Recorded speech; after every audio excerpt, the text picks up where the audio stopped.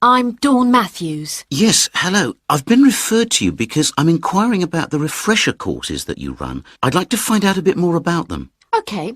Well, we run quite a few different short courses for students who are either returning to study or studying part-time. Tell me about your situation. Well, I think that I really need some help in preparing for the coming semester, especially to build up my confidence a bit and help me study effectively because, you see, I've been out in the workforce for nearly 12 years now, so it really is a long time since I was last a student. Yes, it can seem like a long time, can't it? Well, let me start by telling you what courses we have that might suit you. Are you an undergraduate or a postgraduate, arts or sciences? Undergraduate, and I'm in the business faculty. Right then. Well, first of all, there's our intensive Study for Success seminar on the 1st and 2nd of February.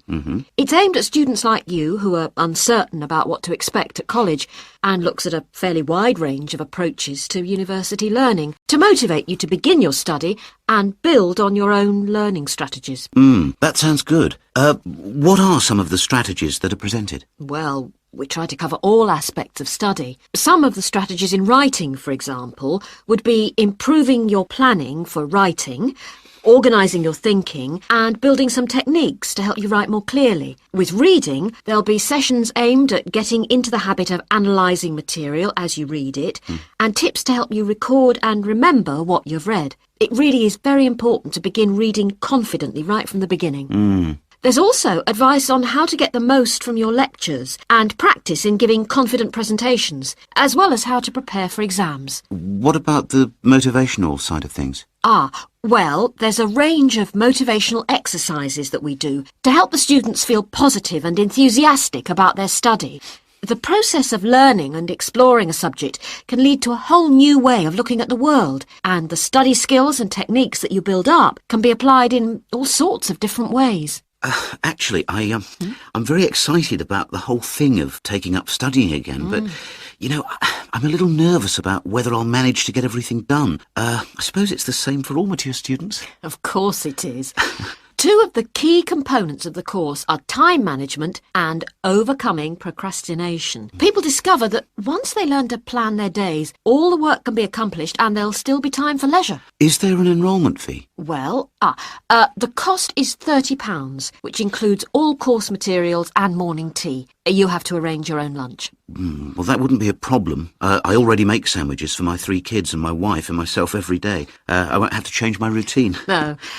Now, I need to tell you that this is a very popular course and it's essential that you book well ahead of time. In fact, the course convener tells me that there are only 5 places left. What other course might be good for me? There is one other that you could benefit from. It's simply called Learning Skills for University Study and is on 3 consecutive mornings, starting on a Monday from 9 to 12 and costs £25. This is aimed at upgrading the study skills most school leavers have and help them cope with the increased demands of university study.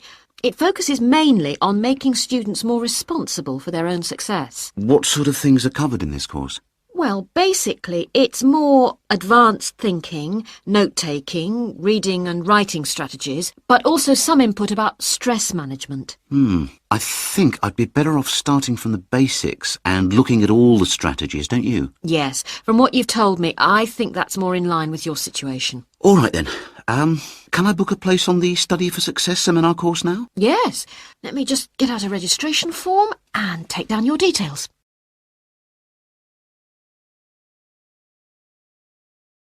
Excuse me, Dr. Johnson. May I speak to you for a minute? Sure, come in. I'm Melanie Griffin. I'm taking your course in population studies. Right. Well, Melanie, how can I help you? I'm having a bit of trouble with a second assignment, and it's due in 12 days. What sort of trouble are you having? Is the assignment question a problem? Well, that's part of the problem. I've been having trouble getting hold of the books. I've been to the library several times and all the books are out. Sounds like you should have started borrowing books a bit earlier. Well, I had a really big assignment due in for another course and I've been spending all my time on that, and I thought... You might get an extension of time to finish your assignment for me? If that's possible, but I don't know... Well, yes, it is possible, but Extensions are normally given only for medical or compassionate reasons. Otherwise, it's really a question of organizing your study, and we don't like giving extensions to students who simply didn't plan their work properly. What did you get for your first assignment? I got 87%. Yes, you did very well, indeed. So obviously you can produce good work. I don't think I'll need too much extra time, as long as I can get hold of some of the important references. Well, since you did so well in your first assignment, I'm prepared to give you an extra 2 weeks for this one. So that'll mean you'll need to submit it about a month from now. Oh, thank you. Now, what about the reading materials? Have you checked out the journal articles in the list? No, not yet. There were about 20 of them, and I wasn't sure which ones would be most useful or important. Well, they're all useful, but I don't expect anyone to read them all because a number of them deal with the same issues. Let me give you some suggestions. The article by Anderson and Hawker is really worth reading. Right, I'll read that one. You should also read the article by Jackson, but just look at the part on the research methodology, how they did it. Okay, Jackson. Got that. And if you have time, the one by Roberts says very relevant things, although it's not essential. Okay, if it's useful, I'll try and read that one. Now, the one by Morris, I wouldn't bother with that at this stage if I were you. Okay, I won't bother with Morris. Oh, now, someone told me the article by Cooper is important. Well, yes, in a way. But just look at the last part, where he discusses the research results. And lastly, there's Forster. I can't think why I included that one. It's not bad, and could be of some help, but not that much. Now, let's deal with the assignment question. What's the problem there? It's the graph on page 2. What seems to be the problem? It's just the bar graph showing reasons why people change where they live. Well, I've got a photocopy, but the reasons at the bottom are missing. Ah, okay. Look at the first bar on the graph. Now, that indicates the number of people who move because they want more space. Oh, I see. Bar 1. Okay. Now, what about the next bar? Bar 2 is to do with the people living nearby, disturbing them. So they chose to move away to somewhere quieter. Now, let's look at bar number 3. Another reason people change their place of living is because they want to be closer to the city. Okay. Proximity to the city is an issue. Now, bar number 4 refers to problems when the owner of the property won't help fix things that go wrong. In other words, the owner is not helpful, and so the tenants move out. Okay. Now, what about bar 5? Bar 5 is about those people who move because they need a bus or train to get them into the city or to go to work. Okay. And bar 6? Bar number 6 is interesting. That reason was given quite a lot. People moving because they wanted to be in a more attractive neighborhood. Oh, yes.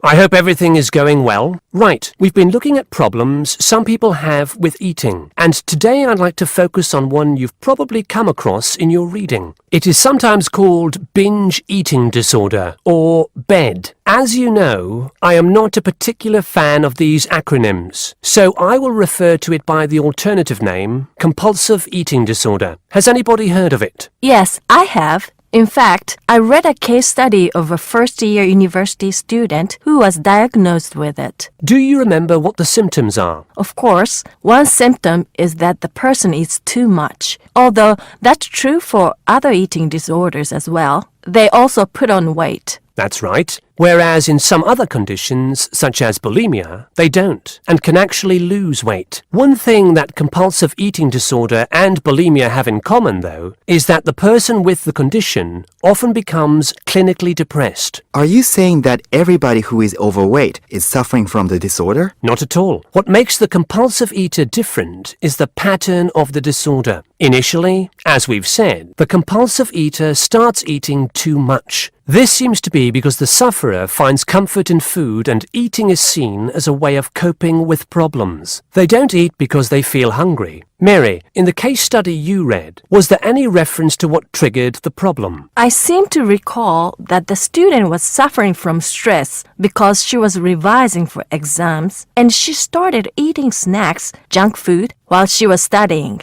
Soon, she was eating snacks all the time, and it just got worse from there. Yes, that sounds plausible, although compulsive eating often starts a lot earlier than the case you describe. Anyway, once the condition has been triggered, often by constant snacking as you mentioned, it becomes progressively worse. Over a period of time, the sufferer loses control of their food intake. They become preoccupied with food, and the binge eating increases. Overeating blocks out negative emotions such as loneliness, worries about work, depression, and so on. But it is only a temporary effect. Apart from the physical discomfort that overeating often causes, the sufferer begins to feel embarrassed by their behavior. They then take drastic action to try to compensate. In an attempt to lose weight, compulsive eaters will try extreme diets, skipping meals, or going without any food at all for a day or more. Not a healthy way to try to lose weight, obviously. Absolutely. And of course, the person has to start eating again at some point. In other words, it becomes a vicious circle? That's right. Binge eating, extreme dieting, or attempts to lose weight by other means, and then binge eating again. What are the long-term effects of compulsive eating? As you might expect, these are similar to those for people suffering from obesity. Diabetes is frequently reported. What about treatment? The disorder can be treated, certainly, but there's always the possibility that the patient will suffer a relapse and start binging again. What does treatment involve? Medication? No, it normally involves sessions with a therapist experienced in treating eating disorders. A nutritionist will often be involved as well. Are there any self-help organizations? I mean, organizations like Alcoholics Anonymous? Yes, there are, and you might want to follow this one up for your research. One organisation is called Overeaters Anonymous, and they have what they describe as a 12-step program to help people overcome the disorder. You can find out more from the organisation's website. Right. I think that'll have given you plenty to follow up, so I'll see you at the same time next week.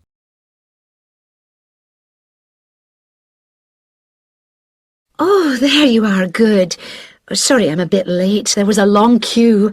So, have you worked out how to deal with this assignment then? Not yet. We've only been here a couple of minutes ourselves. Can you just remind me what the task is exactly?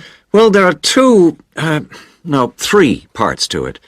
First, we've got to write an essay about ways of collecting data. Then... What's the title of the essay exactly? I've got it here.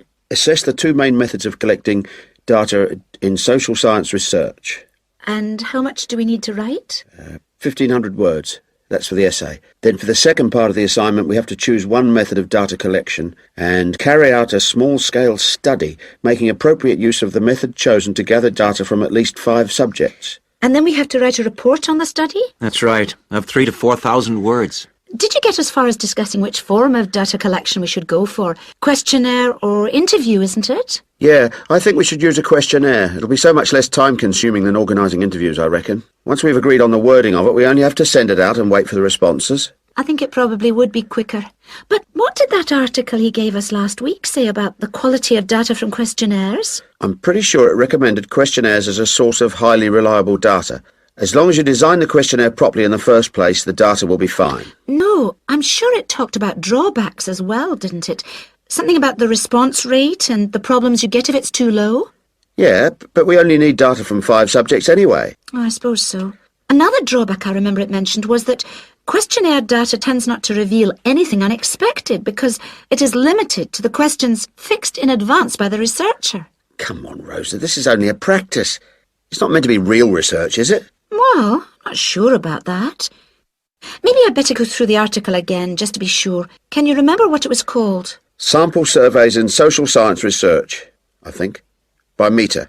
MEHTA? Yeah, and he also recommended a more recent book called Survey Research by Bell, I think. It's in that series published by London University. And if we try to use interviews instead, I saw a book in the departmental library that'll be helpful. It's called Interviews That Work by Wilson, published in Oxford in 1988. Right. Oh, I've got a tutorial now. Can we meet up again later this week? What about Friday morning? Suits me. 11 o'clock? Fine. Before Friday, I think we should all look through the reading list.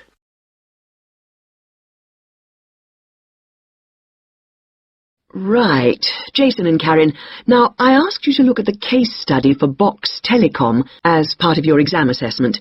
It's interesting because they're in the middle of problems at the moment, and I want you to track how they deal with them.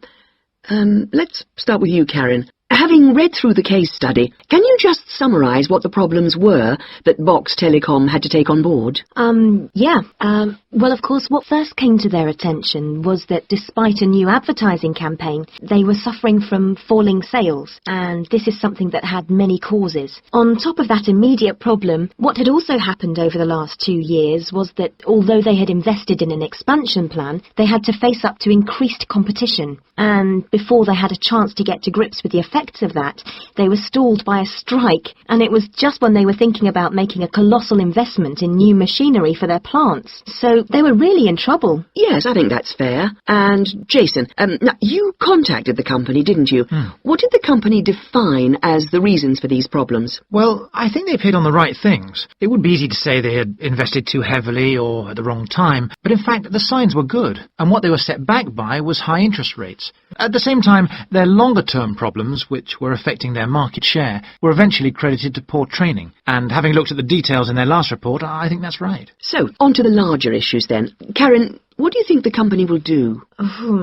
Well, obviously, they have the choice of accepting the very favourable terms that another company, KMG plc, have given them to buy them out. That would mean creating a new company with a new image. They could decide on a bolder move and offer some new shares if they wanted. But I think they're much more cautious than that and expect they will start trying to find individuals who'd be prepared to back them with some of the capital they need. Well, you mustn't always assume that dramatic problems require dramatic solutions. Sometimes there's a simple fix, such as changing the guy at the top.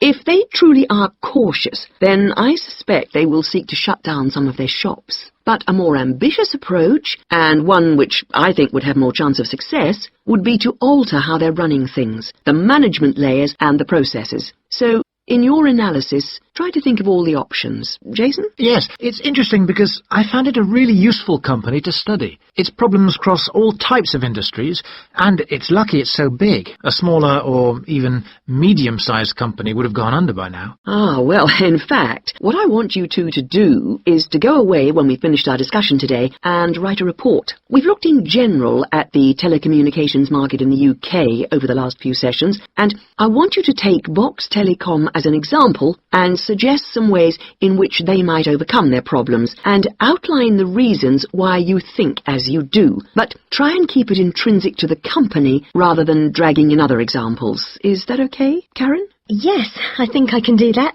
Personally, I've got great hopes for it. I think it will recover. That advertising campaign they did was very strong, and they're very innovative with their product. They set new trends. The company's got to recover, don't you think, Jason? I'm not sure. I think it can, but it's not a foregone conclusion, unless they manage to attract the right level of investment. The company definitely needs a boost, and to attract more highly skilled workers if their recovery is to be long-lasting. When I was talking to the marketing manager, he said to me that he thinks the company had got a great management team, but he would say that, wouldn't he? But they are suffering from having to work with outdated production machinery, and that could cost a lot to put right. Well, personally, I think the stock market is to blame. I think they were expecting too much of the company, and then inevitably it looked bad when it didn't perform. The market should have had more realistic expectations. And I disagree with you about the advertising campaign, Karen. That's where they could do with some innovation to get sales kick-started. Anyway, let's see what you come up.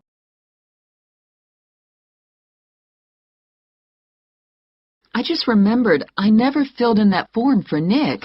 Did you do it? The course feedback form. Yes. If you want, we can do it together. I've got mine here. Is that okay? Yeah. Okay. Let's have a look then. What do we have to do? Let's fill in the top first.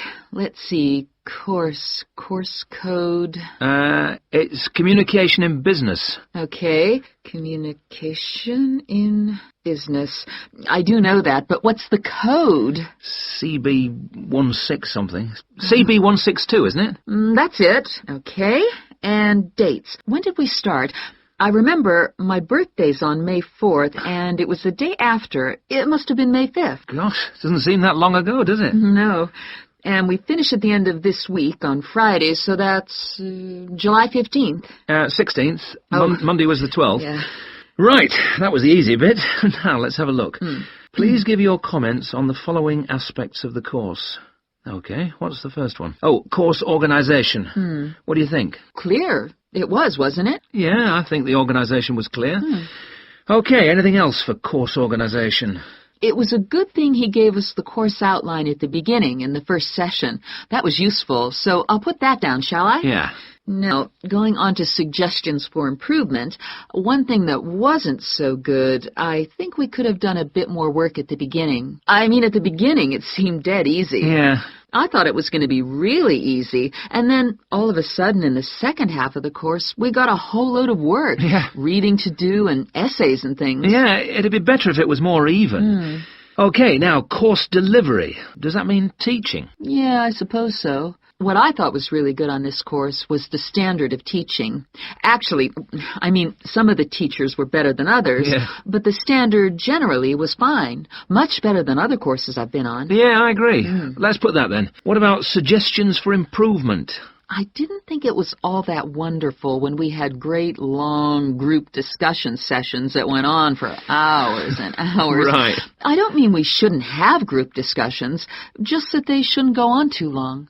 Now, on to materials and equipment. Oh, now, what was good about some sessions was the handouts. Yes, I thought all the handouts were good, actually, and some were great, with website addresses and everything. One problem, though, with materials was the key texts. Yes, there just weren't enough copies on reserve in the library. And if you can't get the key text before the session, how are you supposed to do the reading? Yeah. And not enough computers. You have to wait ages to get one. OK, testing and evaluation. Well, I don't know. It's hard to say until we've got our written assignments back. Oh, don't talk about it. I only got mine in yesterday. It was a real struggle. Oh, I hate to think what mark I'll get. Yeah, but at least we've done the oral presentation. I thought that was good, the way I got my feedback really quickly. Yes, it was. And I liked the way we knew what would be evaluated on. We knew the criteria, so we knew we had to think about clarity, organization, and so on. Yeah, but I'm not so sure about the written work.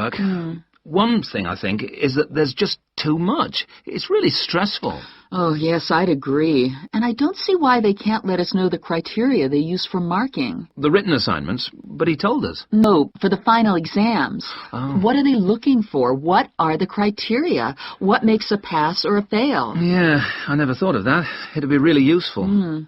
Okay, any other comments? I thought student support was excellent. Yeah, me too. Okay, excellent. Other comments? No, I can't think of anything else. Nor me. Okay, so that's done. Thanks, Ben. No, thank you.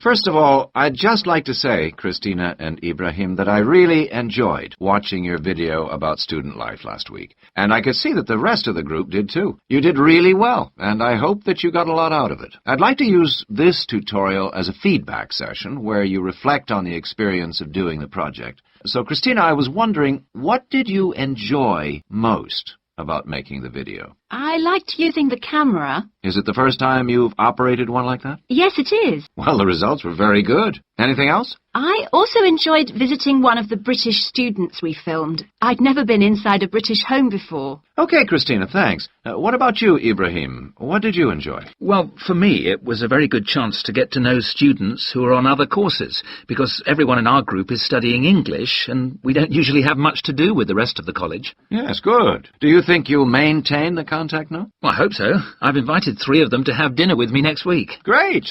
If you haven't decided what to make yet, I can tell you they'll love trying Arab dishes. And, of course, it's good for your English, too. Christina, what did you find? What was the most useful aspect of the project from the point of view of the English practice? I think when we were being shown how to edit the film, we had to follow the instructions, and that was very good practice for me. And I also learned some technical words that I hadn't heard before. What about you, Ibrahim? What was the most useful for your English? It was listening to the British students, because they don't speak as slowly as most of the tutors on our course. I think they speak at natural speed, so it forces me to get used to it. And they use a lot of slang. So you learned some new words which will be useful? Yes. Good. I'm glad it helped. Well, we've talked a little bit about enjoyment and about language practice. Were there any other benefits? What else did you feel you'd learned from the project? Was it useful in other ways? Yes, well, firstly, I learned how to use a video camera, and also I think I really learned a lot about working together with other people. I've never done anything with a group before, and we had to find ways of cooperating and compromising and sometimes persuading people when they don't agree with you. Yes, that is a very useful experience, I know. What about you, Ibrahim? Well, I think I learned a lot about how important editing is. When you're filming, you think that everything's going to be interesting, but in fact we cut around half of it in the end. Then it was much better. Good. Well, one last thing I'd like to ask. What mistakes do you think you, as a group, that is, made? I mean, to put it another way, if you had to do it all over again, is there anything you'd do differently? We didn't plan very well. For example, we didn't decide on dates when we'd complete each separate step of the project, and we should have agreed about that in the beginning, because we were always late with everything. Right. Anything else? I think we should have tried to experiment more with the camera. I mean, with angles and the focus and that kind of thing. So you should have been more ambitious. Do you agree, Ibrahim? Not really. In fact, I think we were too ambitious. We were inexperienced, and we didn't have a lot of time, and we tried to do too much, to make a long film. Next time I would make a shorter one and try to get the quality better. Well, that's very interesting. Next semester, we will be doing another video project with a different content, of course, but you'll have an opportunity to put into practice what you've learned this time. Now, do you have any ideas about... Excuse me, I was told to come here for advice about management diploma courses. You've certainly come to the right place. Hi, my name is Monica. Nice to meet you. My name is Andrew Harris. Have you seen our diploma course prospectus yet? Yes, I've already looked at it. In fact, I thought the information on course content was really useful, but I'm afraid I'm a bit confused by all the different ways you can do the course. Full-time intensive, part-time, and so on. Well, let's see if I can help. I think each course type has its advantages and disadvantages, so it really depends on you, your own study habits, and your financial circumstances, of course. Are you working at the moment? Yes, I've been working in the administration section of the local hospital for the last 3 years. And before that, I worked in the office of a computer engineering company for 2 years. So I've got about 5 years of relevant work experience. And what I'm hoping to focus on is personnel management. I see. And are you planning to leave your current job to study, or are you thinking about just taking a year off? I want to know what my options are, really. I don't want to quit my job or anything, and my employers are keen for me to get some more qualifications, but obviously it would be better if I could do a course without taking too much time away from work. Right. So you don't really want to do the full-time course, then? No, not really. It's also a question of finances. You see, my office have agreed to pay the cost of the course itself, but I would have to take unpaid leave if I want to study full-time, and, well, I don't think I could afford to support myself with no salary for a whole year. Well, you have two other possibilities. You could either do the part-time course, that would be over 2 years, and you wouldn't have to take any time off work, or you could do what we call a modular course. You could do that in 18 months if you wanted, or longer. It's quite flexible, and it would be up to you. So what does the part-time course involve? For that, you would join an evening class and have a lecture twice a week. Then you'd have to attend a seminar or discussion workshop 1 weekend a month. What kind of coursework would I have to do? Well, it's a mixture. You'd be expected to write an essay each month, which counts towards your final assessment. You have a case study to do by the end of the course, which might involve doing a survey or something like that. And also you need to hand in a short report every 4 weeks. So that's quite a lot of work then, on top of working every day. It sounds like a lot of studying, and really tiring. Yeah, you certainly wouldn't have much free time. What about the modular course? What would I have to do for that? Well, that's where you get the opportunity to study full-time for short periods. That way you can cover a lot of coursework and attend lectures and seminars during the day.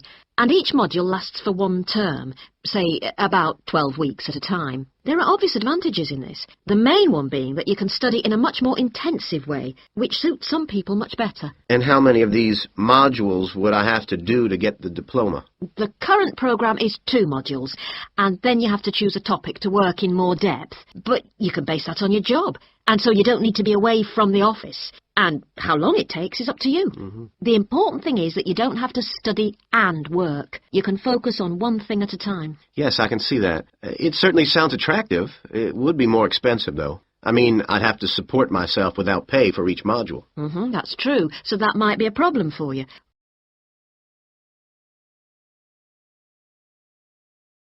You've both been looking at different styles of managing individuals and companies and the workplace. How's the research going, Philip? I've been looking at why individualism, individual differences, are such an important area of management studies. When you think about any organisation, be it a family business or a multinational company, they're all fundamentally a group of people working together.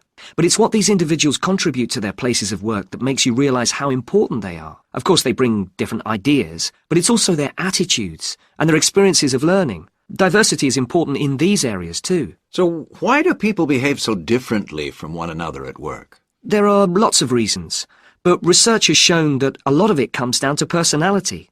And the other factor is gender. It's a well-known fact that men and women do lots of things in different ways, and the workplace is no different. Did you look at the effects of this variation on companies? Yes, I did.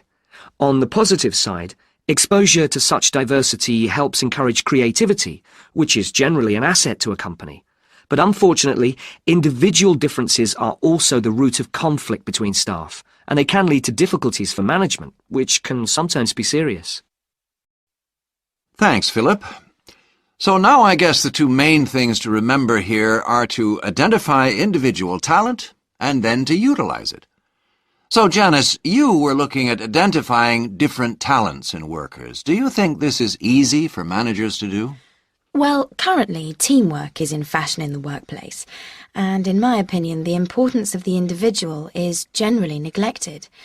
What managers should be targeting is those employees who can take the lead in a situation and are not afraid to accept the idea of responsibility. That's true, Janice, but unfortunately, many managers think the entire notion of encouraging individuality amongst their staff is far too hard. Yes, that may be true, but I think one of the most important tasks of managers is to consider the needs of the individual on one hand, and group cooperation and conformity on the other.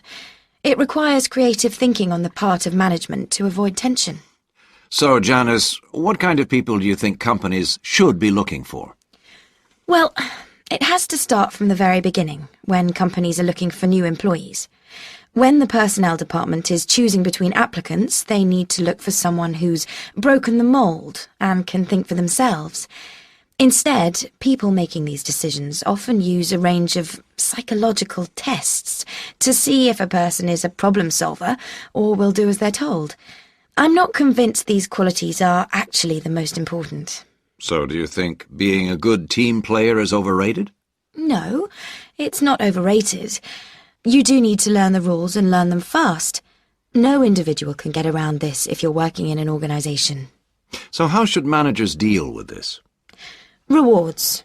When an individual demonstrates the behaviour the organisation expects, some kind of incentive can be given.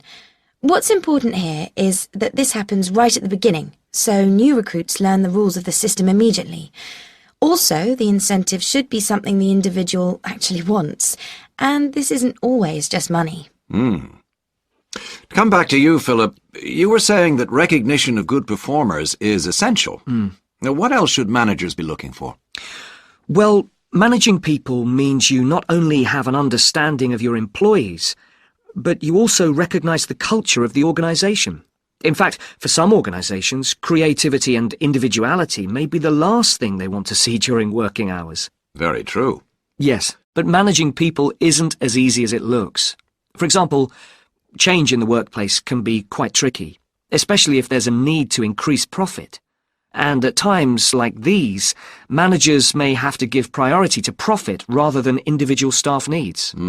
Yes, and that creates difficult situations for people. Yes, but what's important is that managers are able to deal with quite high levels of personal stress.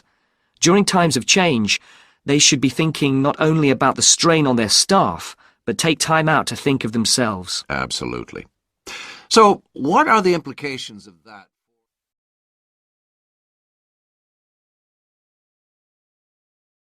Hi, Laura. Could you spare a few minutes to talk about the work placement you did last summer? I'm thinking of doing one myself. Hi, Tim. Sure. Didn't you do yours at an environmental services company? That's right. It's only a very small company, and they needed someone to produce a company brochure. And I wanted to get some business experience, because I'm interested in a career in occupational psychology in a business environment. It was good, because I had overall responsibility for the project. What kind of skills do you think you developed on the placement? I mean, apart from the ones you already had. Did you have to do all the artwork for the brochure, the layout and everything? We hired the services of a professional photographer for that. I did have to use my IT skills to a certain extent, because I cut and pasted text from marketing leaflets. But that didn't involve anything I hadn't done before. Do you think you got any better at managing your time and prioritizing things? You always used to say you had trouble with that. Oh, definitely. There was so much pressure to meet the project deadline. And I also got better at explaining things and asserting my opinions, because I had to have weekly consultations with the marketing manager and give him a progress report. It sounds as if you got a lot out of it then. Absolutely. It was really worthwhile. But, you know, the company benefited too. Yes, they must have done. After all, if they'd used a professional advertising agency to produce their brochure instead of doing it in-house, presumably they'd have paid a lot more. Oh, yes.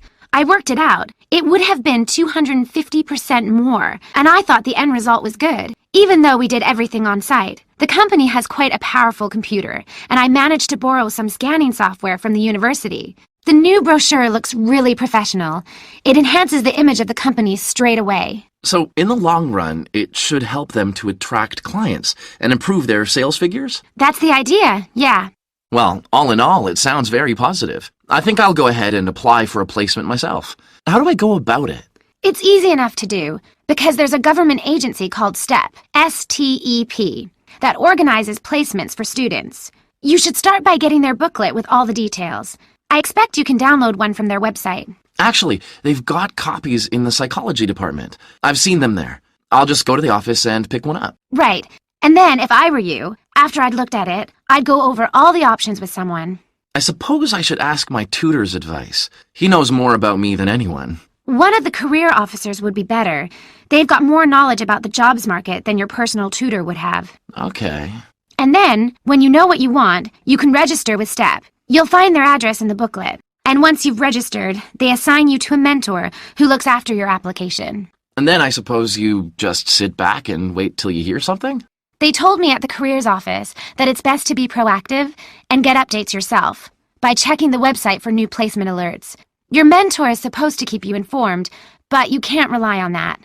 I don't suppose it's a good idea to get in touch with companies directly, is it? Not really, but it is the company who notifies you if they want you to go for an interview. You get a letter of invitation or an email from personnel department. And do I reply directly to them? Yes, you do. STEP only gets involved again once you've been made a job offer. Right. So once you've had an interview, you should let your mentor know what the outcome is? I mean, whether you're offered a job and whether you've decided to accept it? That's right.